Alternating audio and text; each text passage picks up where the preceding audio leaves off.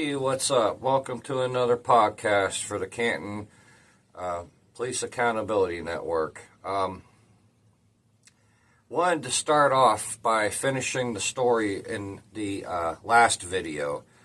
I know I didn't, and I probably should. But if you look back in the last video, you'll see where I had said it was the perfect set of circumstances. It probably would never happen again. It was just a weird coincidence that all lined up. Well, brace yourself. I wear glasses. I can't really see more than, I'd say, 15 feet at most. I only wear them when I drive, so you wouldn't know. I'm not wearing them now, but I only wear them when I drive. I kind of give my eyes a break. I know a lot of people are going to complain about it and whatever, but I really do. Another thing, I live in downtown Canton, so there's a lot of bullshit going on around here. I mean, there's some crazy-ass motherfucking... One of these nights I'll be doing this, you probably hear a gunshot. And it ain't me. It's outside. Anyway, on with the story. Long time back, I'd spoke twice ever, and last time I did, I said I was done speaking at council meetings. I really just don't see the point. I figure everybody's already saying it anyway, and, you know, honestly, I don't really have much beef around here. I just, you know, I'm happy being left alone and keeping my peace and doing my thing and, you know, not trying to bother anybody. But shit happens. So you put up with a lot of shit around here no matter what. And that's normal for any downtown city. But Canton's something special, and it's on its own brand of bullshit. Well, all this time I've been recording these city council meetings, I had that middle finger sticker on the back of my phone, so that's the only thing they see other than the back of my phone. That was my only message to all the shit show. That was the only thing I had left to say, and I would always say it in silence. And then I learned the clerk that reads all the bills and everything, whatever the ordinances that are being passed, is a minister. Okay, well, I'm not sealing my ticket for hell. I'm taking that off of there. I have respect for ministers, especially ones we haven't talked to, so I'm not going to say anything, but I respect that, and I just couldn't do it. So I took it off the phone as soon as I found that out, and I don't like it, but I had to. I kind of felt better doing that than having it there. It just seemed like the right thing. I know I cuss sometimes, and, you know, the sticker's here, but still, I'm a Christian. Imperfectly, though, very imperfectly. Anyway, it all just kind of lined up. So that all said and done, when I left, before I left, I said hi to Mr. Geovasis and was making sure he was all right, because I hadn't heard much from him for a while, and I wondered, so I hope I didn't do nothing to piss him off. Wasn't really trying to. And I thank you, sir. You've done a lot of good, and hopefully we can help. On the way out, I had no idea. Apparently, he'd been going through a divorce and a bunch of other stuff, and this orange sports car comes right up and lays on the horn while I'm going across the sidewalk, crossing the road with a friend of mine, and I gave him the middle finger. And the stupidest idiot look. I had no idea it was him. So, I apologize. I didn't, if I'd have known, I would have just laughed and probably kept going. I wouldn't have even done, in all fairness, the story needs told. So, with that said, tonight, we're going to do something a little bit differently. And, let me, check something here real quick. But as I do recall,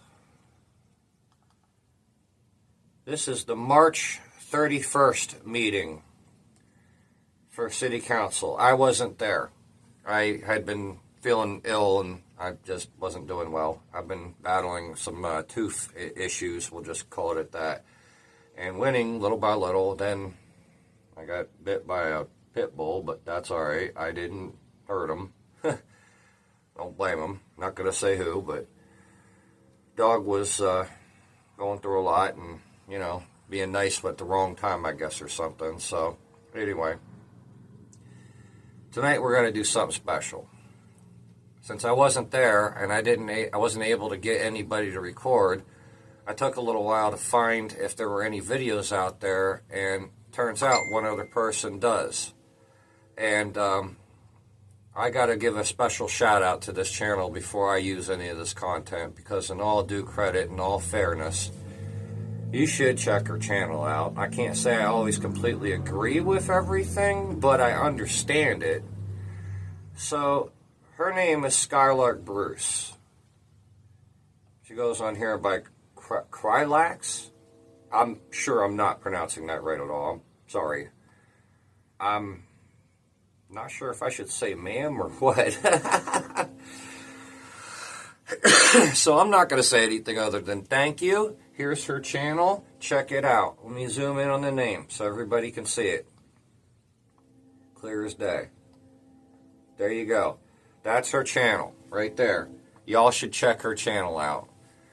And I'm hoping me using your videos tonight doesn't piss you off, but you did get one more that I kind of want to see. Other than that, here's what we're doing differently tonight. I have never watched any of these videos yet. I have never seen one of it. I haven't heard nothing about that particular meeting, or I guess the mayor's speech, which seems to be a bonus here. Thank you. I wish I'd have known that I'd attended. If I had the car at the time. We'll see. But, so this is going to be like on impact, initial reaction. Like, I've never watched this yet. I've never heard anything about it. I haven't listened to it, anything. This is just on impact. So we're totally improvising this tonight. So I'm going to share the joy and enjoy. Here we go, 1733. Now, that woman right there, I'm sorry, I should back up, was on city council at one point. And from what I understand, a lot of people were calling her racist and everything. And as I recall, I think that's Kim Bell. Yeah, Kim Bell is, I think, her name. I don't think she's on city council now. I think she owns a restaurant, which is actually a pretty good restaurant. A lot of people know her, Miss Bruce Skylark, with the channel I showed you just now. She knows her really well. And I got to stand corrected at something. I guess Geovasis was explaining something to me that she has some personal issues, and sometimes she can't afford the money for the solution to it and gets kind of a little sideways, we'll just call it. And so we can, I'm sure, forgive somebody who's doing their best and trying and just can't afford the help when they need it. So people have stepped up to help her, and she has been doing better. And as I understand it, she's a really nice person and honestly doesn't hate white people. So I stand corrected on that, although I haven't seen it yet, and I hope to. And if you want to come on here, ma'am, and speak for yourself and speak out against all the haters and tell your story and tell them like it is, you feel absolutely free. You can have a voice here too. Anyone, anytime. All you have to do is get a hold of me on Messenger and discuss what it is you're doing, and then plan time and a date to do it. And we'll do it over a video call, and on one of the following videos, it may not be right away, we'll play it. But let's hear what she has to say for herself. I'm interested now. Here we go, 1733. Yes, I'm going to talk about what I bet you guys gave out last week. Something's not happening here. Because today we're making... I think I need to adjust the volume better.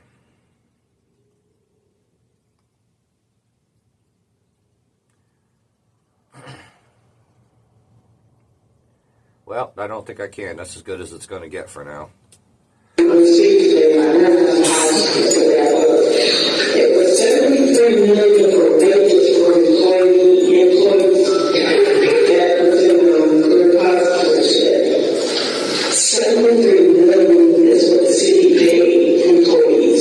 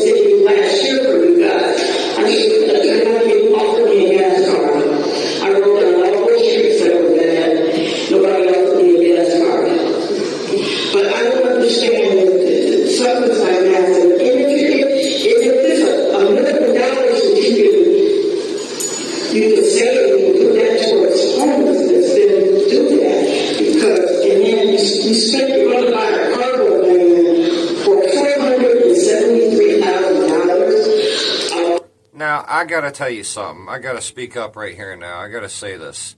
She was a member of city council. I don't understand. I have no idea. I thought she was kind of still on it for a while there until I noticed she wasn't a long while back. But when a member, an older member of city council comes up to ask you at city council, why are you spending this much? It's obscene when we could do so much better. First off, I got to give her credit for going up there and, telling them like this, because that's important. Everybody should be able to do this in every level of government. That's what I don't agree with, is that this is a unique situation that not many places get. And it should be a standard. This is the most American thing, but the language is Nazi Germany. I'll stand by that. A stationary cap was $650,000. We had a bridge that needs repair and build, $90,000. Economic development project, $750,000. And it goes on and on and on. But you don't have money for homelessness. But some of these positions can be combined in City Hall. I mean, why do you have all these departments and you're all still doing the same thing? And I was going to speak on the electric company, but I'll say that the next week. I got to interrupt there. I got to tell you, I mean, from what I've seen around Canton and all of Stark County, that doesn't, I don't know if Alliance is in Stark County, but I've seen it in Alliance too. I've seen it all over here. There has to easily be close to 5,000 homeless people combined everywhere in this area. Housing's almost unaffordable anywhere downtown at all, unless you co-op it somehow, and then you got to trust another person for that, and that's not good. Like a roommate or something. You just don't do that. I mean, I know where there's some cheap apartments, but like $350, $450 a month, but still, I mean, it's kind of hard to get in there unless you're on top of it, notified, and on a list. So, and that takes anywhere between 3 and 8 months on average, because people are always getting kicked out of there being stupid. So it's not a good area to live in. Those places are usually full of a lot of drug addicts and fights and drunks and nuts and things you don't want to deal with. So, they're always going to have a tent city somewhere, and I suggested, why don't we just put one downtown in a vacant lot, great big one, somewhere with cameras and police patrols, and put an outhouse, a garbage can out there, put a hand washing station, let social services of every form there is in the area know that they are there. Have people come on a regular basis, and they have...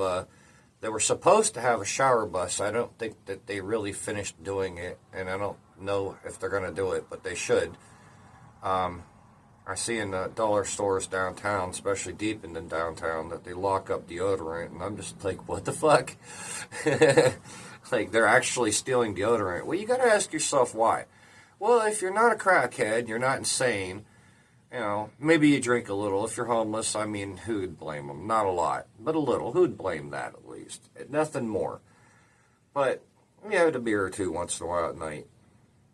Wouldn't you want to smell better to try to get a job and go and work and get a place and do... I mean, nobody hires homeless.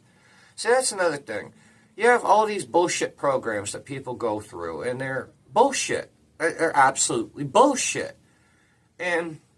what I mean by that is like these job programs, but nobody's going to hire you if you're smelling like shit living on the street.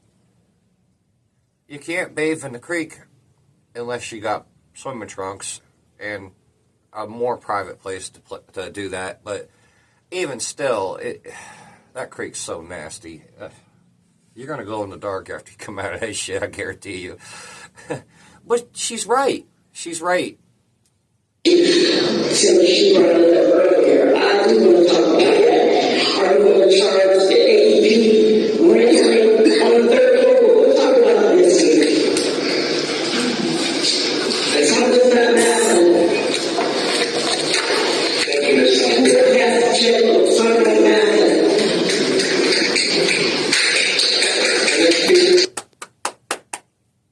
said one.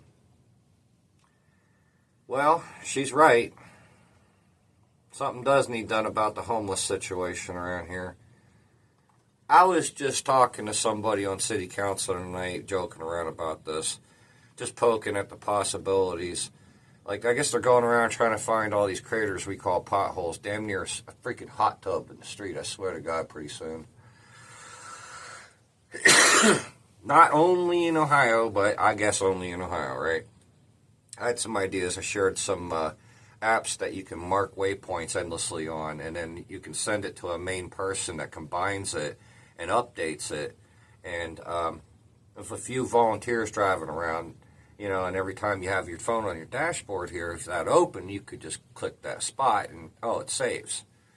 Well, that would be one way to do it. It has a map that shows you where you're at. So if you know where you're going, well, then you know where you're going. You could see. But like, if you hit a pothole, there you go. Or you see a pothole, there you go. And they're working on fixing it. But my joke tonight was, man, I wish I could just stop, fix some of these. Like, I would do it at like 3:30, 4:30 in the morning, around in that, between that time, probably closer to 4 a.m. when there's no street traffic at all. And what you'd have to do is to have a bucket of cement ready and mixed and a lid on it, and then go out and pour it, if your four-way's on, off to the side, and then you just take a piece of plywood and just lay it over it and leave it, and then come back next 4 a.m. and get the plywood. If it's still there, it's still there. Some homeless person will probably take it and use it. I hate to laugh at that, but that's actually true.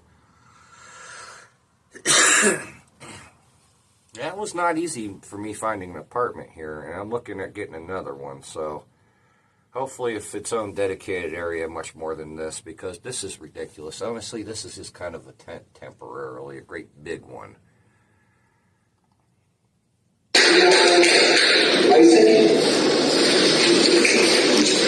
We shall improve here. Please give your name and address. Leon Rice, 1119 4th Street. I'm speaking on item number 20 tonight, but first, I want to say thank you to the council and to the mayor for speaking up on behalf of me and my mom. We were able finally to get off the street and get a place for ourselves. This item involves multiple property transfers from American Electric Power, along with a lease structure for the Canton Community Improvement Corporation and a sublease at AEP. That is not. Now, I've never seen this guy in my life. I've never heard of him, but he just said thanks to one of the city council members and the mayor for helping him get off the street and get a home. And I don't know. I don't agree with city council all the time. There's a few bad apples on it, and I'm not kissing nobody's ass. Fuck that, not ever. But I gotta give credit where credit's due. I mean, and I always will. And if I'm wrong, I'll admit it. But the one thing you can do in Canton is if you're not on drugs and you're homeless and you're not crazy, or even, you know, whatever, as long as you're trying and you can't find help, you could always go and ask them, call them, whatever. There's all these government free phones everywhere. Just keep it real close and tight to you. Don't let anybody get a hold of it. And they will help. They will direct you. Simple transaction, even though it is being presented well.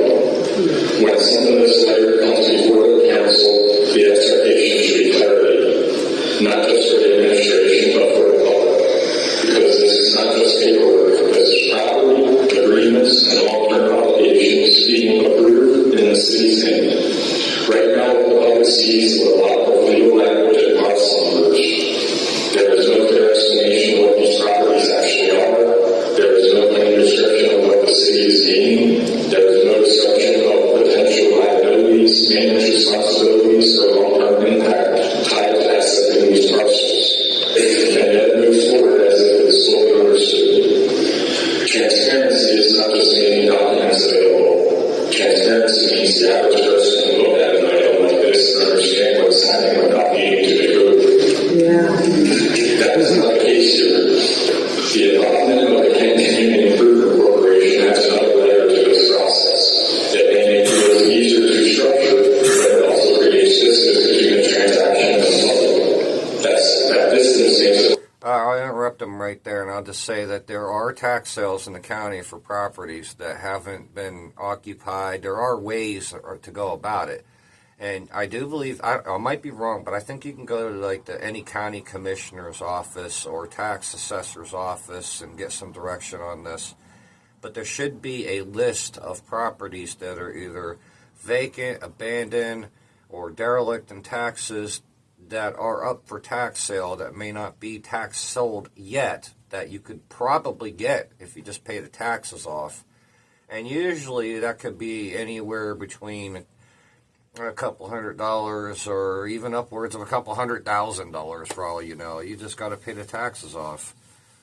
So just be careful with that, because if somebody was evicted because of a tax sale, they might have like sabotaged something and you don't know it every time. So be ready for some major repairs. However, you could own a home and fix it up. It's not actually that hard.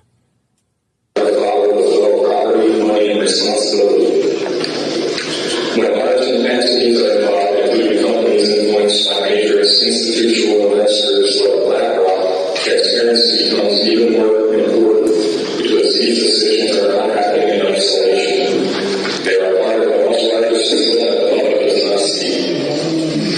If it's a good deal for the city, then it should be easy to answer a few basic questions in plain language. What are the parcels? What is the city taking on? And most importantly, what is the measurable benefit? Those answers are not here. And when something cannot be easy to explain, but is still accepted to move forward, it creates the appearance that understanding is optional, but approval is not. Thank you.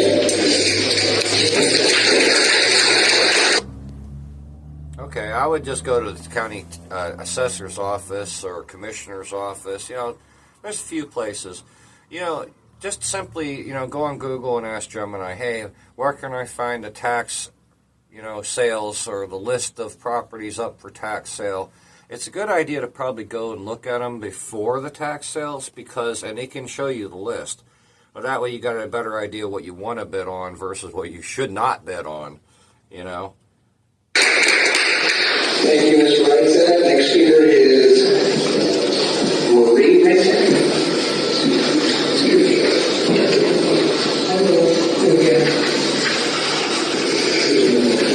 I'm going to speak on behalf of my mother, Marie Rossett. She also resides at 1119 4th Street. Council is already aware that the city's attorney office exists. Is on agenda 3. Council is already aware that the city attorney's office exists to provide legal counsel for the city. That office is funded through taxpayer dollars specifically to handle municipal legal work, advise departments, and represent the city in matters like this. So the question here is simple. Why are we paying outside counsel for work that falls directly within the responsibility of the city attorney? This item authorizes $12,709 to Catton, Halter, and Griswold, LLP for professional services related to the Prairie Township water service management. That is not a small or incidental expense. It is a clear example of duplicative legal spending.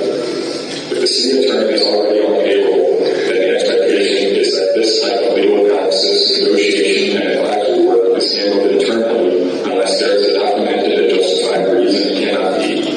That justification is not provided here. When outside counsel is used without clear necessity, we are not just paying for legal services, we are paying twice for the same function. Once through the city attorney's salary and office budget, and again through outside legal billing. This raises a broader governance issue. Is outside counsel being used because the matter is truly outside the city attorney's expertise, or because it has become routine and outsourced complex or inconvenient issues without first exhausting internal resources? There should be a clear standard in place. Outside counsel should be the exception, not the default.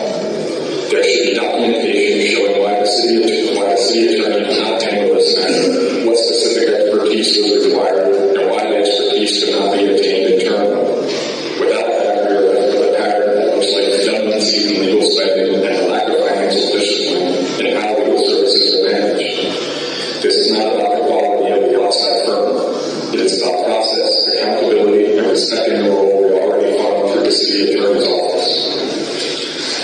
I am asking for clarity on why this is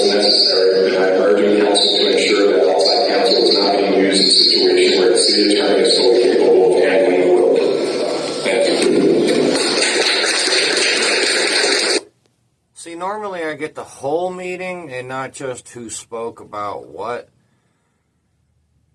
Because if I just do one thing, then I feel like I'm being biased. I have to get the whole thing. Not dissing the video. I still appreciate that somebody did this. But I think this is going to give a brief explanation to ordinance number two. Ordinance number two is us accepting grant money for fair housing into our fair housing department.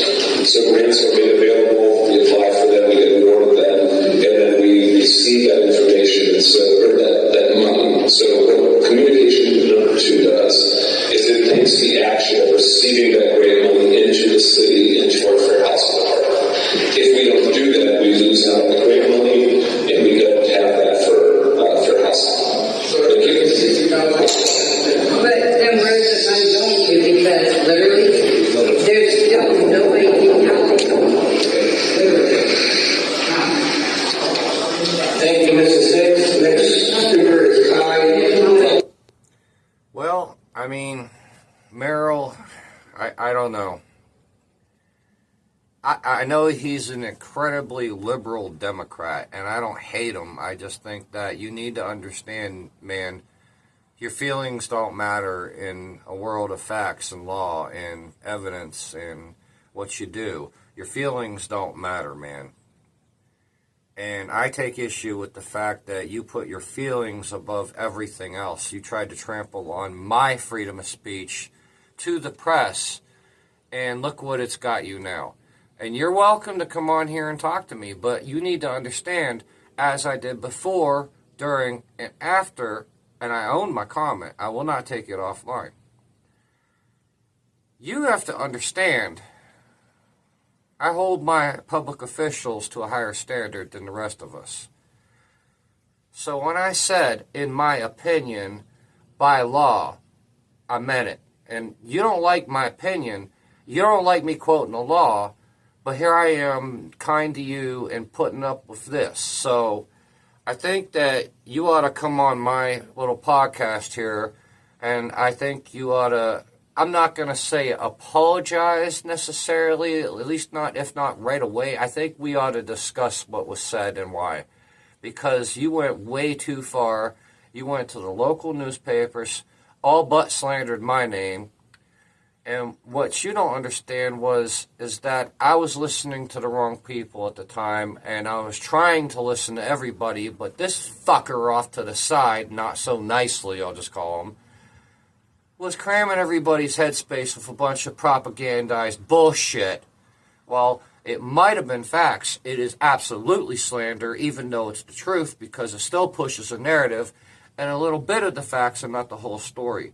And you can't do that. And this guy should be sued. I'm just saying, I might actually get to it at some point, but for right now, he calls me his biggest troll. Look, I'm just sitting here like Siskel and Ebert on the fucking Comedy Central Friars Club stage, cheesing it up like Jeff Ross, not giving a damn. So, alright, if I was actually going to troll somebody, look at what happened with Merrill and me. Now, I knew he would see that and get that butt hurt and make himself look like an idiot. I promise I'm done doing that. I had to make a point.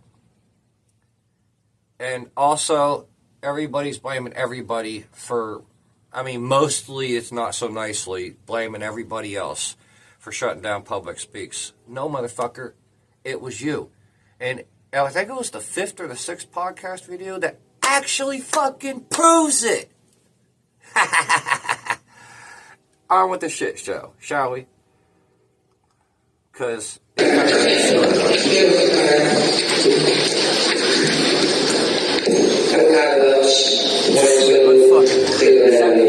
level of narcissism. I also got to say, he's disowning anybody in his group, anybody in his shit that has anything to do with me. Look, if you're tired of narcissists and you want to come to an actual table, come see me. You're welcome. Because I'm going to sit here and I'm going to have an actual conversation. I'm going to disagree with you. I'm going to present facts.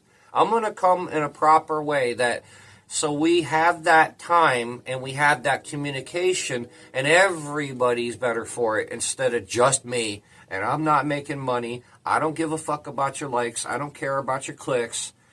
I would like subscribers, but only to just show that, to me, I'm making a difference. That's all. That's all. On with it. On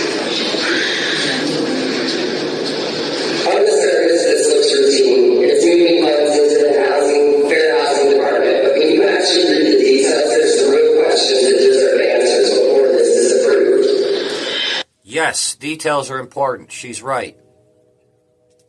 The majority of this money, over $60,000, is being placed into line items labeled simply as other. Not programs, not services, not enforcement categories, just other. So my first question is simple. What exactly is this money being spent on? Because other could mean anything. Contracts, salaries, legal costs, consulting fees, or even cheeseburgers. The public has no way of knowing without a clear breakdown. I gotta make this joke. I was anonymous for 16 years. I didn't really do anything that bad. I just archived a lot of stuff and helped organize protests and, did a lot of things. There's a lot more meat on my bones here than what you think. Oh, yeah. I'm just getting warmed up. The more the people, the more you interact, the better I'll get at this until this becomes something so legendary you wouldn't even know it's coming. But warm me up.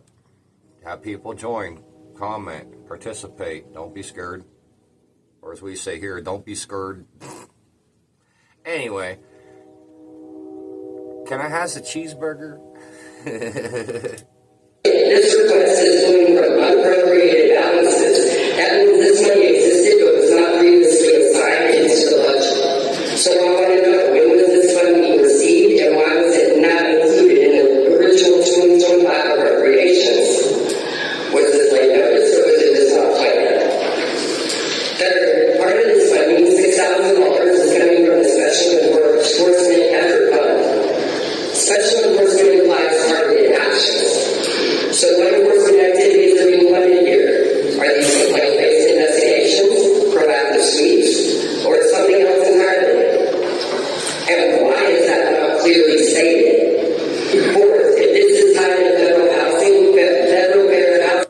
Language is important. If something's not clearly stated, it needs to be.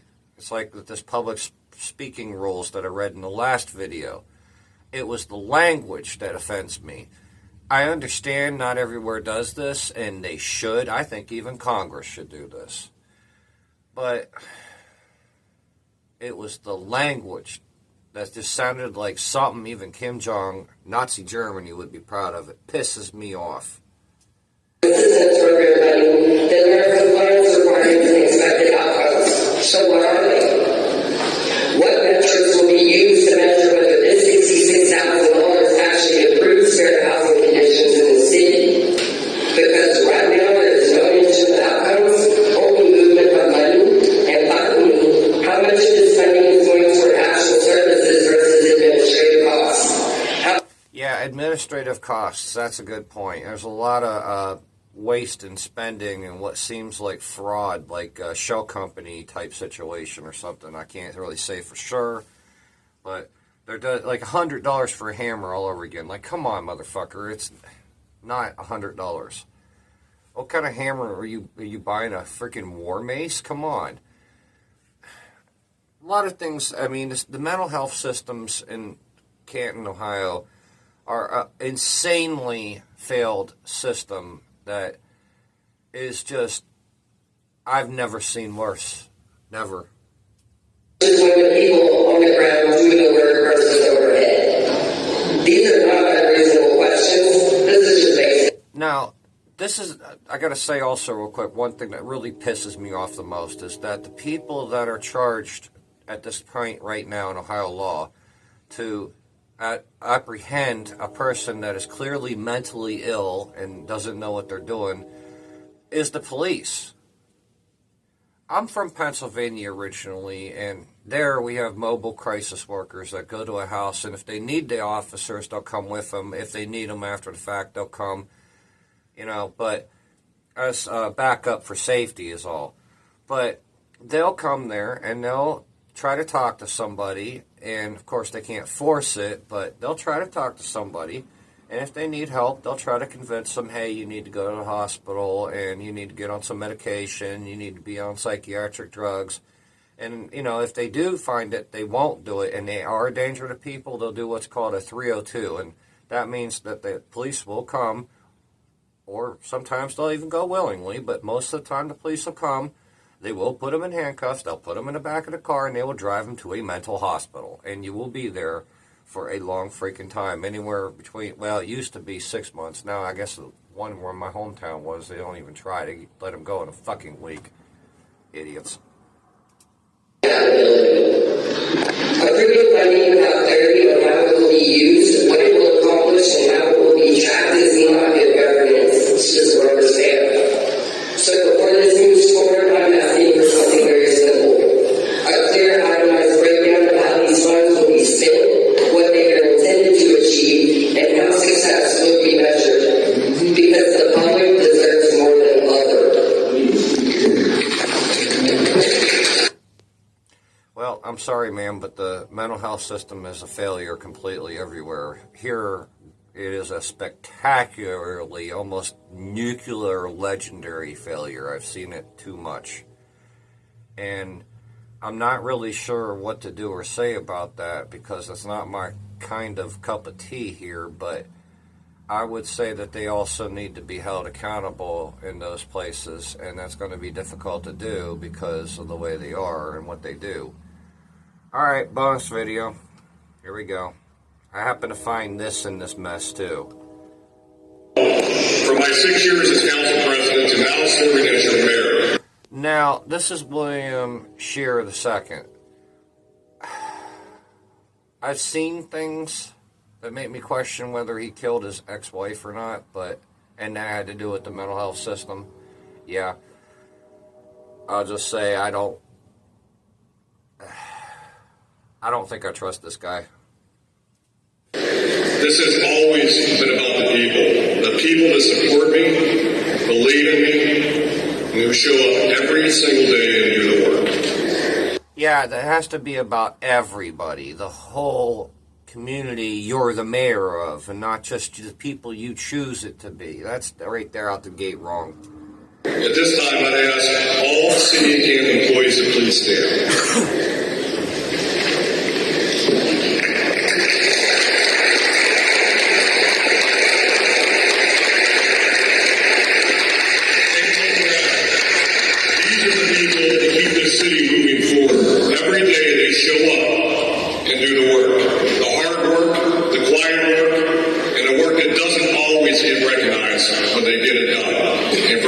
Sincerely, thank you.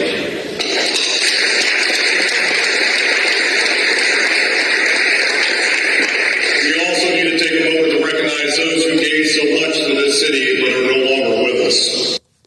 I will say this woman needs to get some clothes that fits with the sign language because what the hell? Ward 1 Councilman Greg Rock, former Mayor Sam Persons, and most recently, former Mayor Tom Burnaby. Tom had a real impact on my path. About a decade ago, he encouraged me to run for council president. Without that push, I'm not sure I'd be standing here today as your mayor. And for that, I will always be grateful. I also want to recognize Canton City Council. I rely on them to pass legislation that helps move this community forward. And they continue to step up and do just that. And to all the elected officials here tonight, thank you for being here. I would expect every elected official in every jurisdiction to fight like hell for their constituents, and leave no doubt, I will continue to fight for the city of Canton. I say this all the time. At a local level, our issues are not Democrat or Republican, they're Canton issues. Solving them takes all of us working together. Yeah, it does. I mean, you got to remember, this country was founded not to be sided. It wasn't supposed to be Democrat or Republican oriented in a system like this. It was never meant to be this way because that would divide us. And that was not to divide us. It was to bring us together. So sides were not supposed to ever happen. Last and certainly not least, thank you to my loving wife, Karen. You are the glue that holds our family together.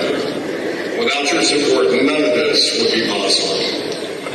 Thank you to my family, especially my loving parents. I love you all. Most state of the city speeches are a celebration. And while we have plenty to be proud of, it's important to reflect on where we started, the challenges that we faced, and what lies on the road ahead. You started with Greeks, ball bearings, and McKinley. What the fuck? I'm done. One of the first challenges I recognized was how we connected with our residents. It was critical for me to meet residents where they're at. No offense, Canton, but rock on. Hired a communications director, taking into consideration the city hadn't had one in nearly 20 years. If you've noticed, we stepped up our social media presence. We brought back the Canton connection. We introduced text message alerts, hosted town halls, and we are here, the first State of the City address in nearly a decade. We can do all the positive things in the world, but if we cannot communicate, none of that matters. Exactly. Thank you. Nailed it. When I was elected mayor, the city was in great financial shape. To great credit to the foresight of Mayor Burnaby. Since I've been in office, we started with and remain at an upwards of a cash balance of $15 million, which exceeds the State of Ohio's recommendations for a city's fiscal responsibility. Many people remember things weren't always this way. About 10 years ago, that number was less than $1 million, and we will not be going back to that. We stayed in a strong position by being disciplined, by being creative, and by going after every state and federal funding opportunity to support projects we're doing right here in Canton. For example, securing $2.2 million for the East Tusk Streetscape project from Congresswoman Amelia Sykes' office, making it safer for residents. I need to do that. There's an email I get every month that is like 30 seconds with Amelia Sykes or whatever. She answers questions over the phone and stuff. I need to make an appointment or something. I need to do that. She seems nice. To travel into Southeast Canton. We also secured over 12. And for some of you people that seem to think I like with the background and everything, no, this is not Republican. No, this is not Democrat. This is just what it is. This is America. No more or less. I'm not on a side. They had me pinned down, I guess, as a libertarian, sort of left-leaning. And maybe I am. I don't know. But I don't care. $1 million from ODOT for the West Tusk project located in front of Altman Hospital. One of the things I campaigned on. Altman has got to be the worst hospital I have ever seen. I've seen so many horror stories there. I pray to God I will do my own stitches before I have them do it. Fuck you. Was the goal of paving every alley in the city in my first 4 years. I'm happy to report that we're about 50% there. And we spent over $1 million per year to get that achieved.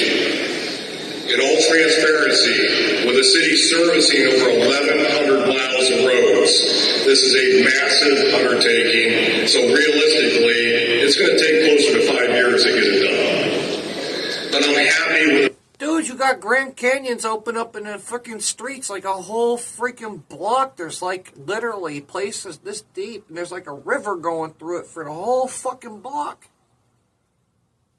When are you going to fix that? Shit. I've sent y'all pictures at City Council of that, videos and all that. I'm still not sure There's a place down way yonder here. I'm not going to say where, but there's a place where in the middle of the road, it's all coned off, bubbled up, and about ready to cave in. And you could tell there was a huge water main break that had been going on underneath that road for God knows how long, and it's about to be a sinkhole. There ain't limestone underneath here. No, there's idiots. Progress that we're making. The alleys in the city haven't been touched for nearly 40 or 50 years. We've had residents come out and shake the hands of our contractors as they clear these alleys, just to thank them for their work.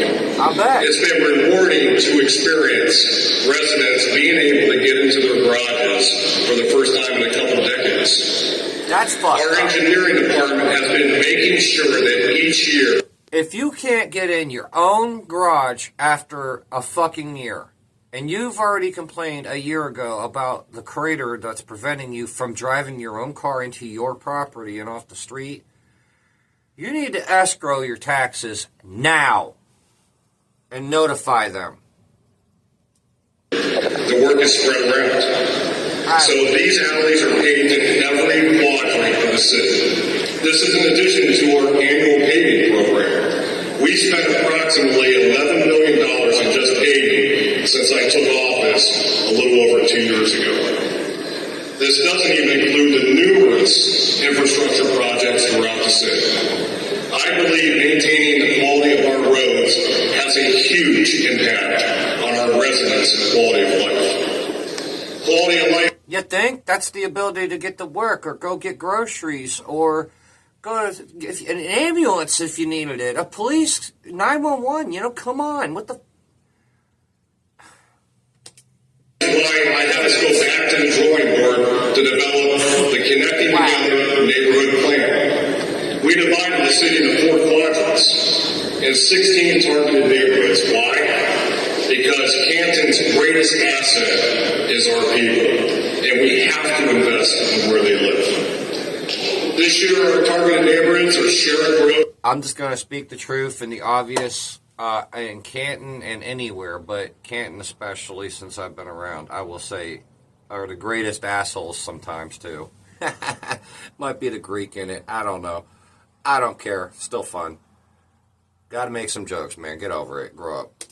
In the heart of the southeast side, an area that was decimated by redlining and urban renewal, and Vassar Park, a neighborhood riddled with aging infrastructure. In these areas, we're replacing sewers, water lines, sidewalks, and making it safer for families and for our kids to play. Shit, there's places that you need a 10-mile... No, I'm not even going to say a 10-mile-per-hour speed limit. You need some police, not just patrolling, but parked. Like, for example, out front, directly behind the camera of where I'm... And there's a street where there's a couple of trucks and a couple of cars that like to go literally 50 miles per hour. Literally 50 miles per hour. There's kids in this neighborhood. They're playing. The speed limit out front here is 25. I mean, I do 10 up and down these side streets, but come on, man. A vital part of making sure our children have a safe place to play is caring for our green spaces. How about we stop the gun violence? We start educating people.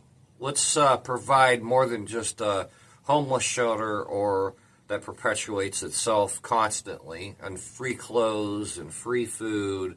How about you post something out somewhere that has some educational resources, like if these people don't have a GED, let's help them get one. Let's fund it. Let's pull that money together for that. I'm sure you can crowdsource it. It doesn't necessarily all have to come from tax dollars now. There's all kinds of ways. If anyone needs somebody to brainstorm and come up with ideas, you know damn well some of you know damn well I will. And I've got some good ones. And I am limitless on that. I'm a thinker. But more so than that, why don't we have some of these places that are not just a job fair for everybody, but like a type of job place that works with specifically homeless people and only homeless people, so that they don't have to keep recycling themselves through the shelters like you do. And I've seen it countless times. And we all know there's those people that do this, and they go there, and they're that, and they keep doing it endlessly, and they count on it, and they don't care if they're out in the street for a couple of days. They'll be back in less than a week. And they just keep doing it and doing it and doing it and doing it and don't care. They need mental health treatment. Or drugs. Which this community helped us do with the passage of Issue 8, the Canton Parks and Recreation Levy. We cannot move this city forward without a viable park system for all of our residents. We've invested millions. All right, I've seen the public parks around here, and I only see one that you can be in at night, and it's well lit and watched by the police, and there's cameras, so it's a live stream. And that's pretty cool. I don't mind. I don't care. I could sit there and smoke a cigarette and enjoy a nice night and not get bothered much, except for the neighbors that live around it. One time I remember having one yell out, "Hey, you over there smoking a joint?" "No, it's a cigarette. Leave me alone." You get some weirdos, but whatever. I had half a mind to be like, "Fuck off, you're an idiot. What the hell? Leave me alone." But I was going to be a dick, but I don't want no trouble. So if I don't want no trouble, I'm usually trying to be nice. But, you know, it just depends on the day-to-day like the rest of us, I guess. I'm human too. But the parks suck. You're not supposed to be in them at night. I mean, there's one here near McKinley Monument, and I want to do a nighttime test video down there, and I'm not sure I would be allowed. I think I would be arrested if I was, you know, parked nearby and in that place. There's this really beautiful stone bridge, and the creek going through it, and the right time of year, there's flowers and stuff, and, you know, I would like to do, honestly, a nighttime nature video, because before I started doing all this for a few years, and I'm still doing it, I'll get back to it here soon again. I've been planning to. I have another YouTube channel where it's all nature videos, and it's on my personal Facebook page. If you go in the About Me, you'll be able to find my account on YouTube, Sulabade Suvin, which is actually reverse Latin for white devil, and if you want to understand it, you'd have to read the book. I say Shakespeare, but I guess it wasn't Shakespeare. I don't know, but I know that Shakespeare did that, and that everything that Shakespeare did except for that was wrote by Sir Francis Bacon, but that was the play that got Shakespeare killed by the Queen of England, because he stood up to the government for killing his daughter like I do with mine. So before you start thinking anything that has to do with color, think again. I'm an intelligent man. Dollars in new play sets, destination playgrounds, shelters, and we now have splash pads in every quadrant of the city. Last summer... Did he just say splash baths? I'm sorry, I gotta rewind that. We cannot move this city forward without a viable park system for all of our residents. We've invested millions of dollars in new play sets, destination playgrounds, shelters, and we now have splash pads in every quadrant of the city. What's a splash pad? Last summer, we also implemented a new collaboration between our park system and the Canton Police Department, aimed at creating... But those aren't actually shelters now. They're like little overhangs. Now, let's say somebody was homeless and they were at night and not in the morning, and they wanted to spend the night there. Well, they wouldn't be allowed to do it. So why call it a shelter? What's a shelter? What are you doing with these things? What is the purpose of these buildings? In the very center of the park, the other half, in front of the McKinley Monument, from the main road that divides the two, well, there's more than two, but that next section, because there's roads, it's like three or four roads, I think three, that divide that length of park. But the next one, there's like this, for lack of better words, it's like a woodshed that's wide open in the front. And there's nothing in it. Not a barbecue, no benches, nothing. What the fuck is that? What is that for? What is the point? What, are you supposed to put a barbecue in front of that or around? What's the point? Organic interactions between our police officers and community members. Feeling safe with those appointed to protect you is a first step in fostering trust. Then how about we start making them accountable? You haven't. What you got for oversight only covers their ass. It's a joke. It's not even a joke. It's offensive. It's highly offensive. You have got provably countless videos out there. I even got shitloads myself of officers sitting there as the most unprofessional, antagonistic, evil, racist pieces of shit ever that violate your constitutional and Bill of Rights completely. These motherfuckers should either be fired or put in prison for some of the shit they do around here. And I'm not saying that's all of them. I know a vast majority of you police officers there really, really do want to just serve and protect, and it is a job, and it is an honor, and, you know, you really do mean it. I get it. And you want to go home to your families at night, and you're afraid of us, and we're afraid of you. I'm not, but a lot of people are. I get it. But to what degree and those reasons, now that's a variable understanding. I get that too. And I know a lot of people are going to say something like that and whatever, and I get it. Still, I get it. But I don't feel safe in my community. And I don't feel safe here at all. I sleep with a 357 next to my side because I don't feel safe. I was blessed, and I say this all the time.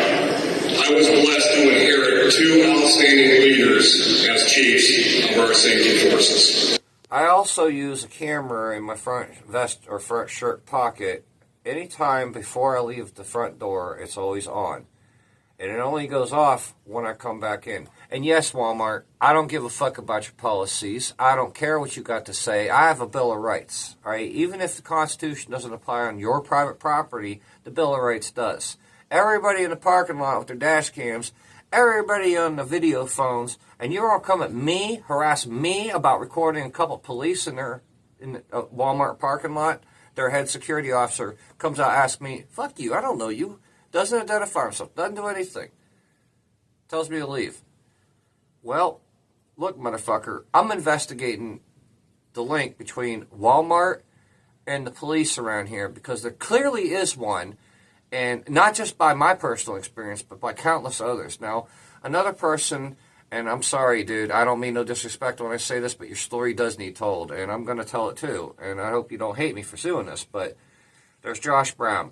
He's a good dude, but sometimes, I swear to God, this man,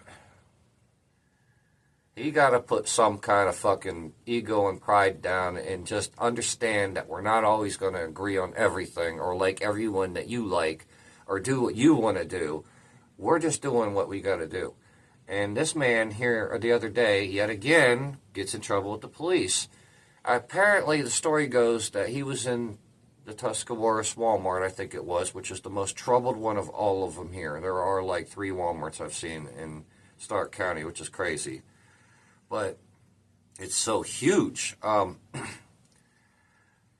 He has a little daughter still. The rest were taken by CPS. Go figure. I don't know how you still have one kid if they took the rest. It seems contrary, like it shouldn't even be that way. Either take them all or don't take any of them, right? Why you leave one and then call them an abuser, but there's that. How the fuck? So she's a little girl. I don't know how old. I don't think she's even 12. I really don't. And I think she's more like 10 or something. I don't know. She's still a very little girl. But he decides that he's going to watch out for her. It's a very bad Walmart, so I can understand why. And she had to go to the bathroom. Some guy comes in there and is just staring and watching her, and he's trying to get rid of him, and he can't, and Walmart's not doing anything about it. Of course, they don't give a fuck. The cameras don't mean shit. I don't know why they got them. But it's just, he calls the police, and he gets in trouble for it. How the fuck does that work? You're looking out for your kid. Some pervert comes in, and that's the whole reason you're there, is to make sure that don't happen, and he goes and he gets arrested again for it. How the fuck did that happen? There's no reason for that.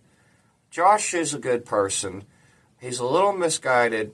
He's got an ego, a little bit of foolish pride. He's definitely around some influences, I'll say. touch of narcissism, and forgive me for saying it, dude, but it is. I can forgive that. I always knew that, and I was nice, and I get it. You know, you're still young.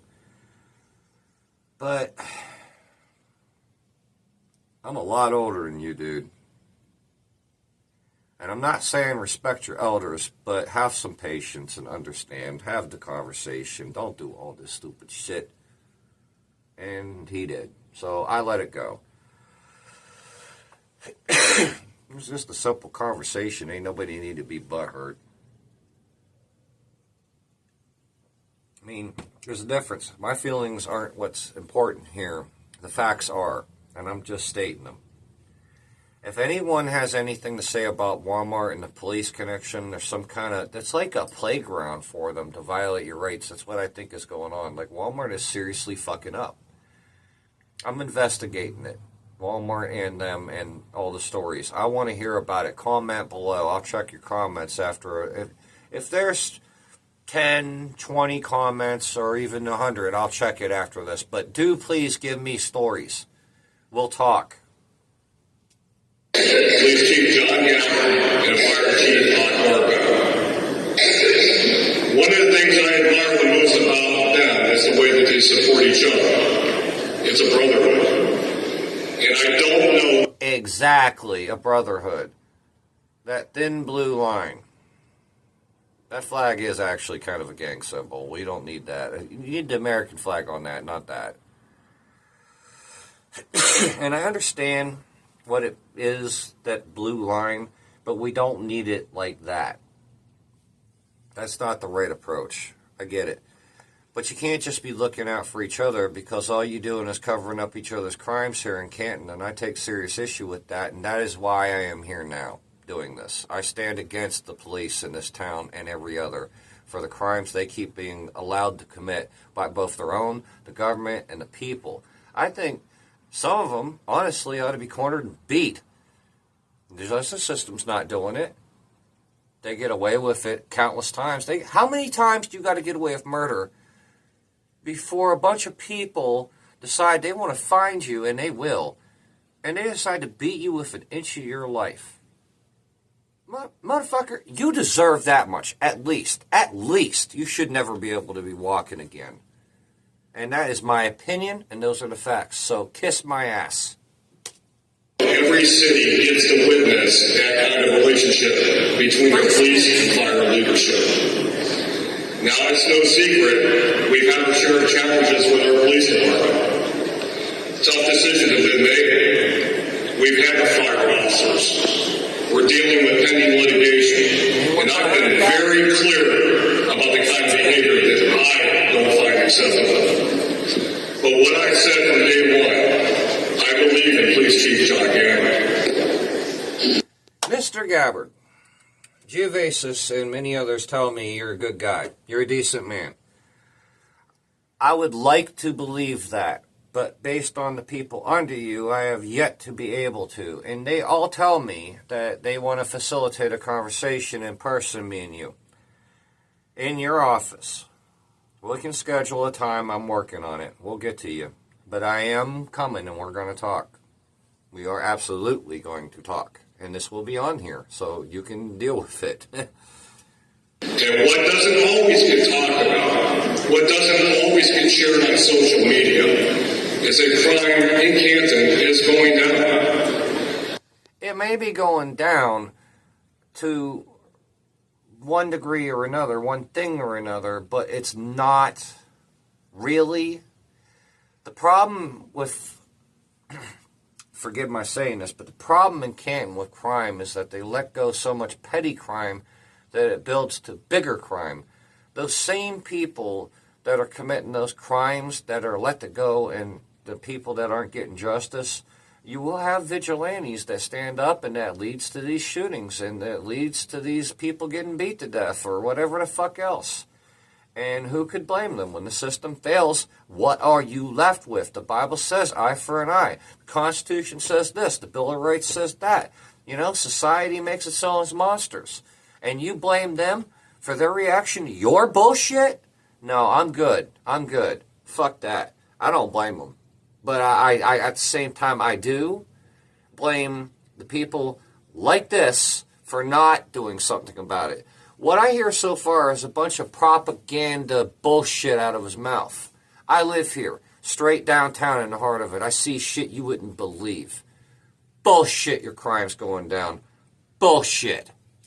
For the last 5 years, overall violent crime is... I hear gunshots almost every night here. Bullshit. People 15%. outside and everything. That includes serious offenses like homicide, robbery, and felonious assault. Property crimes are down 36%. But like I said earlier, I'm not here to only highlight the wins. In 2024, we saw a 25% uptick in verified shots fired and breaking and entering. And we take that very seriously. No, you Strong don't. detective You want to work. verify shots fired? Put a fucking shot finder out front of my house. You're welcome to. I'll guarantee you'll hear it every other night. I heard about 2 weeks ago an AR-15 going off for about 3 minutes. Not one cop car came. No one gives a fuck. You're a lying sack of shit, Shear. Come on. Get right. Use of our real-time mindset. Our police department is identifying the areas most impacted and focusing their efforts where they're needed most. No, they focus on whatever it is they're biased against. That's what they do. Bullshit. As Chief says all the time, we don't declare victory even when there are small wins. We keep developing new ways to respond. That's why this summer you'll see our newest bike patrols back in our neighborhoods. Oh, I'm looking forward to this because this spring I'm going to be out on my bicycle. I'm starting to here pretty damn quick in the next few days, and I'll be around downtown. And when I see the bike patrols and certain officers, I'm going to stop next to them on my bicycle, and I'm going to seriously give you a challenge. You want to race? I'll bet I got a better bike. We'll continue our We Believe in Canton events this summer.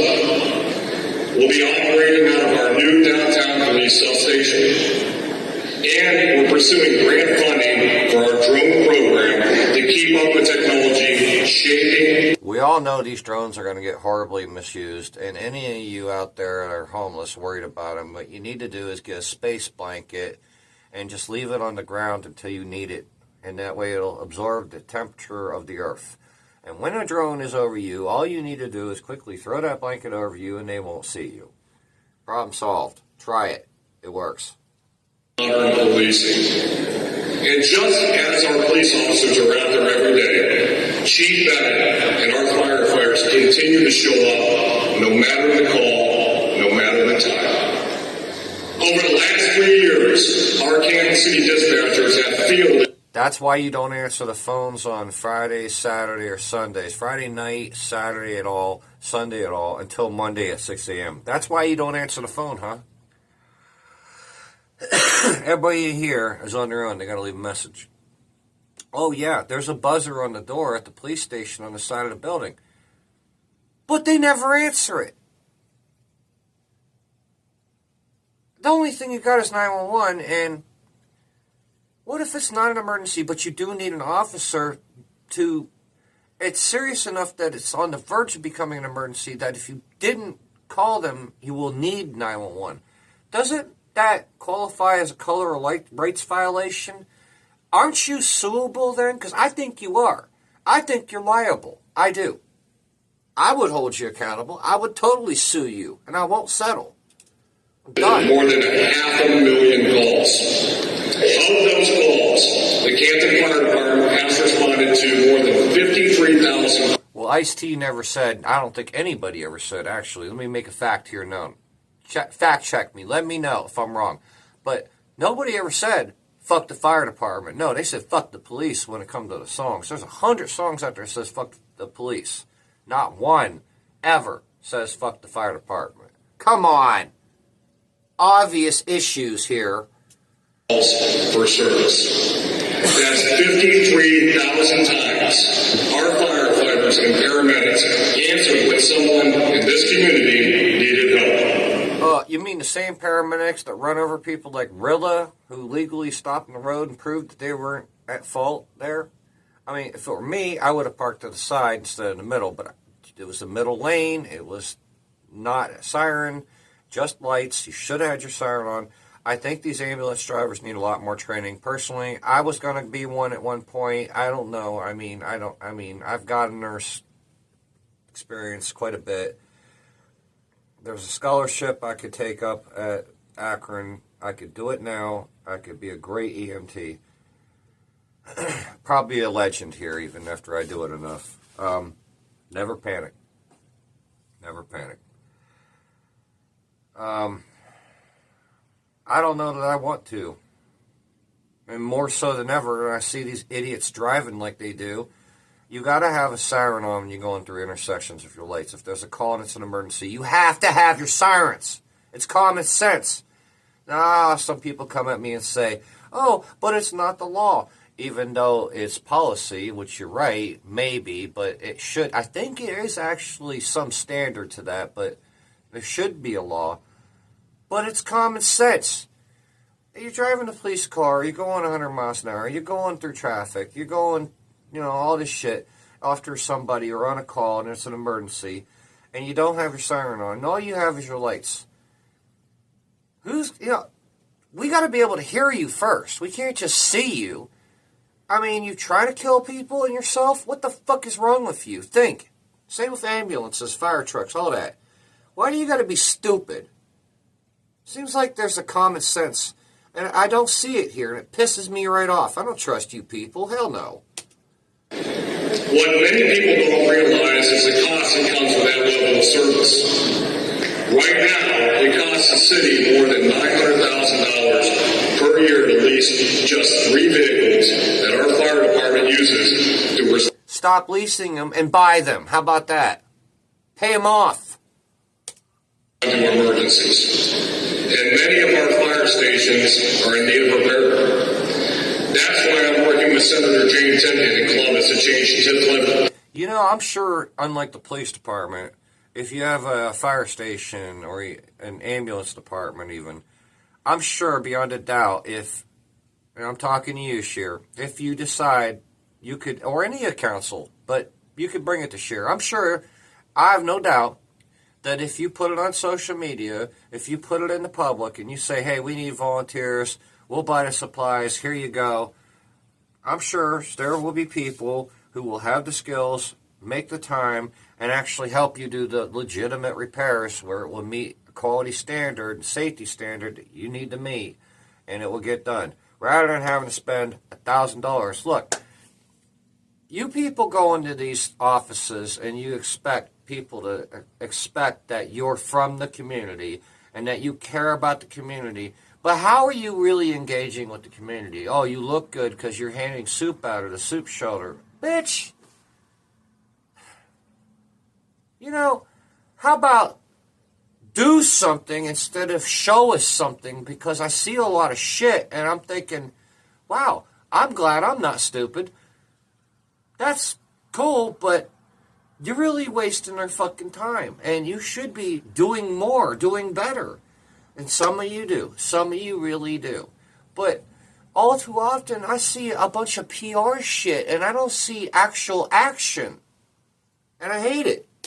Legislation so that tax dollars generated from facilities like Amazon and data centers can be used to invest back in our neighborhoods, including building and improving fire stations where they're needed most. And I'm also excited to share what's ahead. We're officially acquiring the A&P building downtown to create a Canton Safety Center. This is a major step forward for our city and for public safety in Stark County. This facility will allow us to work even more closely alongside our safety partners across the county and the state of Ohio. Does that include all the failed mental health officials, workers, social workers and stuff, people around here that clearly, by the results, don't give a fuck? I mean, I maybe should take a tour of Canton on my bicycle and do my usual thing, except put it up on the actual bike. I should actually just go around and record in the city. and embarrass the shit out of you and show you the results you're talking about and how low it actually is compared to what you're speaking. How about that? I might actually do that. No, I think I will do that this summer. I actually think I will. I'll do a step better. I'll say I will. Watch me. Plan. It will also bring the Stark County Crime Lab back downtown, putting critical resources in one central location and strengthening how we respond, investigate, and serve our community. Bullshit. And this is what moving safety forward looks like. Being honest about our challenges. Oh, you're going to give us all little helmets and make sure we can lick your windows? Bitch. While taking real steps towards solutions to make our community stronger. And as we talk about moving the city forward, I know you heard it when I mentioned it before, data centers. Fuck that. It's the reason why some of you are probably here tonight. No shit. You've read the headlines, you've seen what's happening in some communities, and you have questions, and rightfully so. We are a city that used to look to steel mills as a way for generations. Oh, bullshit. You graduated from high school and you... I come from PA. Look, motherfucker, you don't know a steel mill. Look, Pittsburgh, you get some steel mills. Titusville, you'll get some steel mills. I'll give you some steel mills, motherfucker. Tool and die capital of the world. I come from the home of Channel Lock. Shook the earth. Home of Zippo. All that shit. Dude, you're a joke. Working with public steel certificates. Those days have passed. Our population has declined. And we need to think... Because of the crime rate and the infrastructure and the mismanagement of the city. There's so many questions about... It shouldn't... How do I put this? The cost of X, Y, and Z is ridiculously higher than it should be. And then it's like... Why are we focusing all that on that? Let's start it and see how it goes and go from there while we should be doing other things at the same time.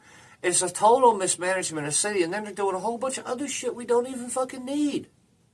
It's ridiculous. About how we attract industry and investment into our community. One of the assets we use to do that is water. Educate the population. Stop the mental health crisis. Stop the homeless crisis. Do something about the drug epidemic. Making homelessness illegal isn't going to help anybody. You're just going to make them suffer more and retaliate more and bring up the... You know what? You just here not 8 months ago made homelessness illegal. I'm going to bet here pretty soon, within the year, a couple more months, I'll say 4 or 6 more months, I'm going to make a bet. Crime goes higher than ever. Because now the homeless have to fight the police and everybody else just to be homeless. And while that's not right that they do that, it's not right that you do what you do and say that's a solution when it's not. It's a joke. It's offensive. We sit on one of the largest water aquifers in this region. And I know for some, hearing that raises concerns. I understand that. I know many of you will hear that and think that's not the way forward. But understand, while some regions are fighting over whether to allow data centers, other regions are negotiating smarter terms. Here's what I believe. Data centers are coming. And if they're going to be here, they need to be here on our terms. Yeah. That means asking the hard questions, the ones I've already started to ask. Good. What will be the environmental impact here? Yep. What systems will be used? Yep. Air-cooled or closed-loop water systems? Yep. What power grid will support them, and how will that affect our residents? And most importantly, how do we ensure these companies invest in our community and not just exist in it? The future of the city isn't about what's being built, it's also about what we invest in. And that means our young people. I campaigned on education and creating opportunities for our youth. We have a tendency as adults to ask our children what they want to be when they grow up. But we don't always give them examples. Where I come from... better examples to your children. That's the only example that you can be. If you want a better government, we need to be better people. And to be better people, first off, we need to be able to speak freely like I am and not be interpreted however you can to weaponize against people like me. Because people like me, I'm not going to take it personally. I'm not. I'm going to stand my fucking ground all the way, completely. I don't care. And that's not wrong. That's right. That's everything American right there. But another thing, you need to help the people that really need help, and you're not doing it here. And none of that is doing it.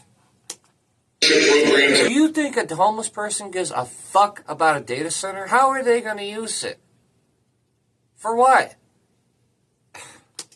Huge, because not every kid's going to go to college or the military. I'm proud to announce that what began as department tours for McKinley Career Tech students has blossomed into apprenticeship employment opportunities for Canton's kids. Last year, we hired our first senior as an apprentice in our Department of Motor Vehicles. This year, we've expanded that to our building maintenance department. In the short term, we want to expand these opportunities to juniors, increase the number of students that we hire, and involve more city departments. In the long term, we want to expand this. I got another idea from this. Okay, so what if you took the nearest downtown spot to the police station and county house here that there was and gave this person a sleeping bag, put the food truck there and all that stuff like I said, and you allot one of these empty lots here that you mow, had them keep it up, put a garbage can and everything, like I said, there's a couple of things. Put your social services in there, let your police patrol it, have it out in the open. Let's say you give some of these homeless people a drug test every week, and if they were able to pass, give them a job, let them use the city facilities to take a shower and, show them where the clothing places is, and give them a job. And then help them find housing through, I don't know, like I can, for example, and they help me. And I appreciate y'all. Thank you. I really do. You did me good. I'll never forget you. And because I came, honestly, hundreds of miles from my home, and I was homeless, but not unintentionally. And, I didn't know nothing about the area. It took me a while to learn, and I've had some good teachers. Mostly government, and then, the first person, I will leave nameless completely forever, that started me on Canton was, oh, it's so terrible, it's horrible, I'm getting out of here, and blah, blah, blah. I'm like, look, I don't blame you, but I gotta be here, so I'm making the best of it. But why don't you hire some of these homeless people and give them somewhere to start, plant the seeds, so that way they can get up from there? That would be great. Plain local and Canton local school districts, because these kids also live in the city. We want our students to know they won't need to leave Canton to find good opportunities. I haven't found too many here. I'll be honest, I've been looking for a long time now, a couple of years, and I have not found any real solid opportunities. It's mostly because of the fact that I'm an honest man, and I tell people what they won't find on the record is this. And it usually doesn't dawn on me until later, so it's an at-will hiring state, and we don't have any rates for jobs here, and that's a problem. That's what keeps people from retaining employment. But opportunity alone isn't enough. If we want them to stay, we also have a responsibility to make Canton a place they can afford to call home. Yes. This is why we work with organizations like Canton for All People. Those are housing projects. We need actual apartments, and they're all insanely expensive and run by corporations. You need to outlaw corporate ownership of whole blocks, because it's fucking all of us up. Even the people with the money. You can't be doing this. And Habitat for Humanity to make homeownership more attainable and to expand affordable housing options. But you can't afford the taxes of any of these homes downtown for the common person. You have to be way above that. Come on. For all residents of our city.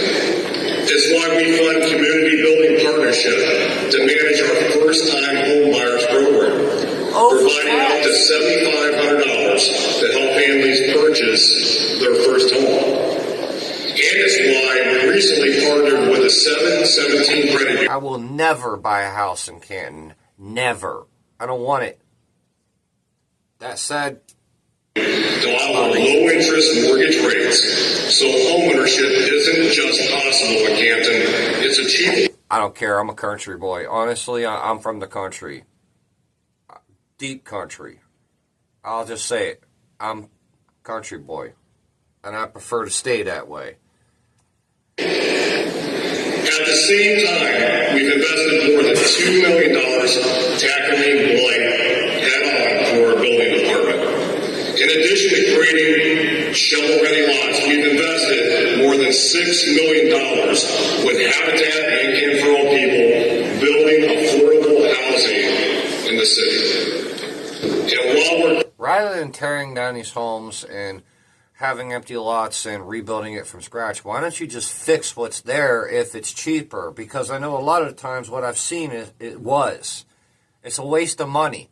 And where's that money going? Yet again, another $100 or even $200 in those cases for a hammer. Well, here you go, fucking wasting tax dollars. creating opportunities for residents to put down roots, we must remember that not everyone in this community has a place to call home. This past winter was eye-opening. So many epic ways, dude. I'm grateful to Scott Shires and the Refuge of Hope for stepping up to lead our Army shelter operations. Yes, Refuge of Hope. That was a good point. They do a lot of good. But the problem with I have with Refuge of Hope is that they blast Christian gospel at until you sleep and when you wake up. At every meal, every day, everything, always nonstop, and not everybody wants to hear that. And it's just a little too hot and heavy, and it's maybe just take it a little easy. I mean, play some church music or something. I don't know. But, you know, they are a really super good part of this community, I admit. I've seen it. I've had their help. I appreciate it. I thank you, and I will not, like I said, you will never see me again, and you haven't.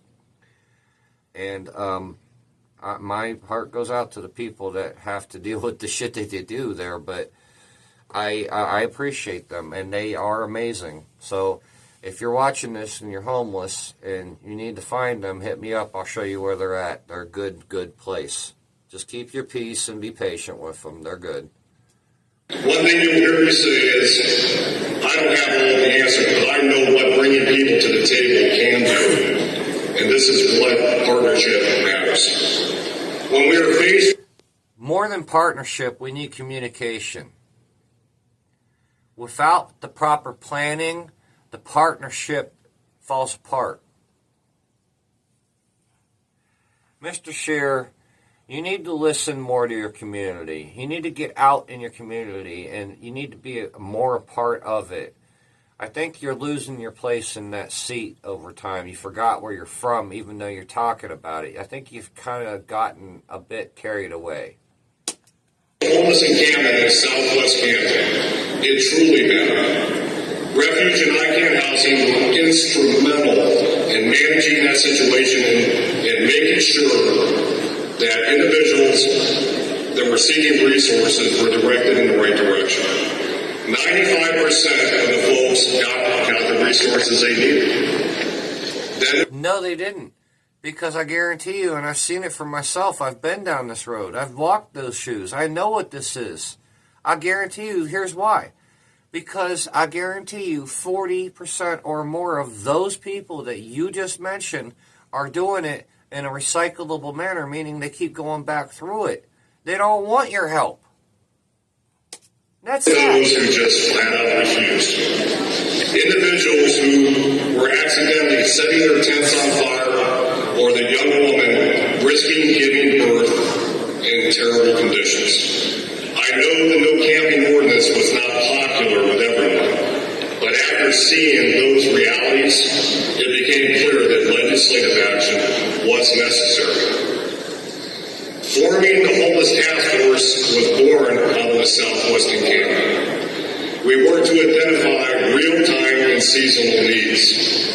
When the cold snap hit this winter, other communities were scrambling. Canton had a plan in place. What started here in Canton has grown to include Alliance and Mascot, because we are all seeing the same challenges. We're all. Any of you out there need to learn what stealth camping is. If you're that hell-bent on refusing help and doing it yourself, or at some point in the future just still refusing it, but you're going to fuck around and find out that you need it, you need to learn what stealth camping is. Preparing for next winter, working together to make sure that we are ready to meet the need. That's what gives me confidence in the road ahead. So tonight, as we reflect on where we've been and where we're going, I want to be clear about one thing. The future of Canton is not defined by one project, one event, or $1 amount. It will be defined by the way we choose to show up every day. That's true. It will be in the decisions we make to grow our economy, the opportunities we create for our residents, and the ways we make our neighborhoods thrive. It will be defined by the young people we invest in, the families we help plant roots, and the neighbors we support through their most difficult times. There is plenty of work to be done, and there will be challenges along the way. But I believe, and I know you believe too, what this city is destined to become. Canton has never been a city that stands still. We're resilient, we persevere, and we do move forward. I stand here today committed more than ever. And in 2027, I will be back asking you to keep me as your mayor.